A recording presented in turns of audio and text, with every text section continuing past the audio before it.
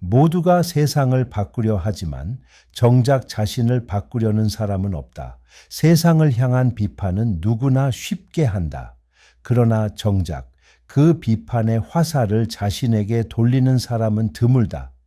진정한 용기는 목소리를 높이는 데서 비롯되는 것이 아니다. 타인을 정죄하기에 앞서 나 자신을 있는 그대로 바라보는 데서 시작된다. 나는 수많은 이상과 사상을 말해왔지만 어느 날 문득 깨달았다.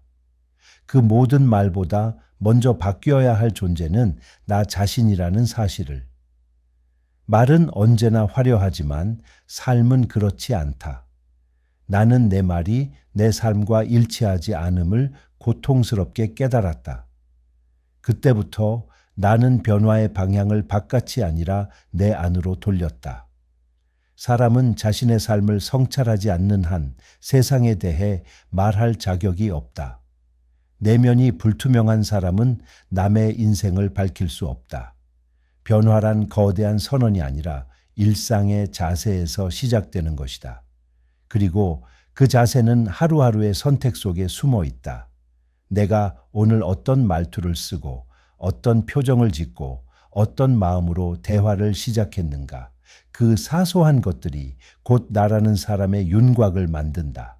행복하고 싶다면 그냥 행복하라. 사람들은 언제나 조건을 붙인다. 무엇을 얻으면, 어디에 도달하면 행복해질 수 있다고 말한다. 그러나 나는 삶을 깊이 들여다본 끝에 알게 되었다. 행복은 결과가 아니라 태도이다. 기다려서 얻는 것이 아니라 스스로 결정하는 선택이다. 행복은 바깥에서 오는 선물이 아니라 내가 지금 이 순간 내려놓을 수 있는 무게이다. 지금 이 순간 나는 행복하기로 마음먹을 수 있다. 그 마음이 참되다면 더는 이유가 필요하지 않다. 사람들은 복잡한 계산 속에 자신을 가둔다. 더 나아져야, 더 성공해야, 더 인정받아야 한다고 믿는다. 그러나 그런 전제들이야말로 우리를 끝없는 결핍으로 몰아넣는다. 삶을 단순하게 바라보고 오늘 하루를 충실히 사는 사람이 결국 행복한 사람이다. 복잡한 꿈보다 간단한 평화가 더 어렵다는 것을 나는 늦게야 알았다. 지금 행복하기 위한 조건을 떠올리기보다 지금 행복하지 않은 이유를 내려놓는 것이 더 빠르다. 사랑은 삶이다. 내가 이해하는 모든 것은 사랑을 통해서이다. 인간은 이성으로 판단한다고 생각하지만 실제로는 사랑으로 세계를 바라본다. 사랑 없이 이해하려는 마음은 늘 어긋난다. 내가 타인을 이해할 수 있었던 것은 그를 사랑했기 때문이다. 그를 용서하고 싶었기 때문이고 그를 붙들고 싶었기 때문이다. 아무리 많은 지식을 배워도 사랑이 없으면 그것은 공허한 껍데기에 불과하다. 지식은 가르치되 사랑은 연결한다. 사랑은 삶의 본질이다. 이 말은 감정적인 위로가 아니다. 그것은 내가 삶의 가장 어두운 시간 속에서 발견한 진리였다. 사랑하는 순간 인간은 가장 선한 존재가 된다. 그때야말로 삶은 살아있다. 그 순간은 논리로 설명할 수 없고 숫자로 계량할 수도 없다. 다만 마음 깊은 곳에서 삶이 의미 있다고 느껴질 뿐이다. 사랑하지 않는 사람은 삶을 절반만 산 것이다.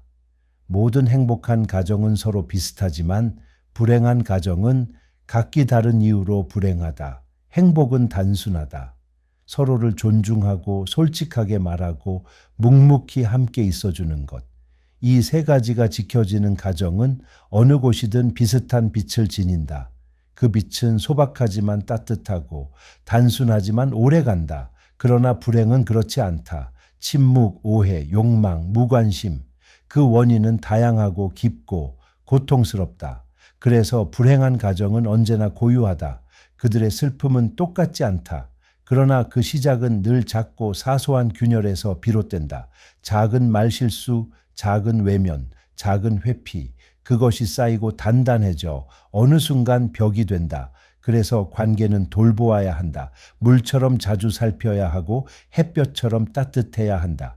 행복한 가정은 지켜지는 것이 아니라 매일 새로 만들어지는 것이다. 가정이란 가장 오래 머무는 관계이기에 가장 세심하게 다루어야 한다. 인간은 죽음을 두려워하는 한 아무것도 소유할 수 없다. 그러나 죽음을 두려워하지 않는 자에게는 모든 것이 속한다. 죽음을 두려워하는 마음은 집착을 낳는다. 삶은 언제나 끝을 향해 가고 있지만 우리는 그 사실을 외면한다. 나는 죽음을 똑바로 바라보았다. 그제서야 삶이 얼마나 소중한지 알게 되었다. 죽음을 받아들이는 자만이 삶을 진실하게 살 수 있다. 그는 더는 움켜쥐지 않는다. 그러므로 그는 모든 것을 가진 사람이다. 죽음을 인정한 순간 시간은 더 이상 소모가 아니라 선물이 된다. 매일의 아침이 감사가 되고 평범한 일상이 기적처럼 느껴진다. 두려움은 축소를 만들지만 수용은 확장을 가능케 한다. 나는 이제 더 이상 무엇을 쟁취하려 들지 않는다. 오히려 이 순간이 얼마나 귀한지를 알고 있는 그대로 음미하려 한다. 그것이 죽음을 생각하는 자의 삶이다. 죽음은 끝이 아니라 살아야 할 이유를 더욱 분명하게 해주는 통로이다. 지금 내가 할 수 있는 일은 단 하나다. 진실하게 사는 것이다. 나는 과거를 되돌릴 수 없고 미래를 예측할 수도 없다. 그러나 이 순간만큼은 내가 책임질 수 있다. 진실함은 완벽함이 아니다. 오히려 부족함을 숨기지 않고 드러내는 태도이다. 나는 종종 나의 약함을 부끄러워했지만 그 약함 덕분에 사람들과 진심으로 연결될 수 있었다. 사람은 진실한 순간에만 온전히 존재할 수 있다. 그 진실이 우리를 자유롭게 하고 우리를 사람답게 만든다. 지금 내가 미루고 있는 일은 무엇인가? 그것은 해야 할 일일 수도 있고 말해야 할 진실일 수도 있다. 톨스토이는 말했다. 무언가를 미루는 사람은 결국 삶 자체를 미룬다고. 행동하지 않는 삶은 흘러가는 강물 위에 앉아 있는 것과 같다. 생각만 하는 삶은 방향이 없고 방향 없는 삶은 도착지도 없다. 나는 종종 나중에라는 말을 위로처럼 사용했다. 그러나 나중은 오지 않았다. 지금이 가장 빠른 때였다는 사실을 알기까지 많은 시간을 허비해야 했다. 행동은 불완전하다. 그러나 기다림은 그 불완전함조차 허락하지 않는다. 지금 내가 두려워하는 일이 있다면 어쩌면 그 두려움 속에 진짜 내가 있어야 할 길이 숨겨져 있을지도 모른다. 우리는 종종 삶을 거창하게 바꾸려 한다. 그러나 삶은 어떤 위대한 결단보다 작은 습관에서 더 깊게 바뀐다. 톨스토이는 그 사실을 누구보다 잘 알고 있었다. 그는 글을 멈추지 않았고 밭을 갈고 구두를 만들며 하루를 보냈다. 생각을 실천하지 않으면 그것은 자기 기만이 된다. 생각한 대로 사는 것. 그것이 삶의 일치이고 인간의 존엄이다. 삶에는 반드시 균형이 필요하다. 행동과 침묵, 말과 경청, 빛과 그림자. 톨스토이는 자신이 말하지 않은 것을 부끄러워하지 않았다. 오히려 말하지 않는 용기야말로 더 어렵다고 믿었다. 완전한 진실을 말할 수 없을 때 침묵이야말로 가장 정직한 태도라고 그는 썼다. 우리는 너무 쉽게 모든 것을 설명하려 하고 너무 자주 자기 목소리를 앞세운다. 그러나 삶의 중요한 진실은 말이 아니라 태도에서 드러난다. 말이 없더라도 진심은 전해진다. 침묵 속에 담긴 존중과 겸허는 때로 어떤 말보다도 더 깊은 울림을 남긴다. 시간에 대해서도 마찬가지이다. 우리는 늘 내일을 준비하며 오늘을 흘려보낸다. 그러나 삶은 연습이 아니다. 언제나 본 공연이고 무대는 지금이다. 톨스토이는 단호히 말했다. 시간은 삶이고 시간을 허비하는 것은 삶을 잃는 것이라고. 우리가 가진 유일한 자산은 오늘이다. 그 오늘을 어떻게 살아내느냐가 남은 삶 전체를 규정한다. 나는 이제 다시 생각한다. 지금 이 순간 나는 얼마나 깨어 있는가? 지금 내가 보내고 있는 이 시간이 과연 나를 위한 것인가? 결국 삶은 위대한 말들로 쓰이지 않는다. 삶은 작고 사소한 행동들로 매일 새롭게 쓰이는 것이다.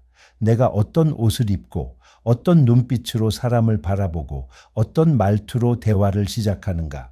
그 모든 것이 나의 인격이고 나의 철학이며 나의 삶이다. 이제 마지막으로 나는 다시 묻는다. 오늘 나는 생각대로 살았는가? 아니면 살아낸 대로만 생각했는가? 그 차이가 인생을 결정짓는다.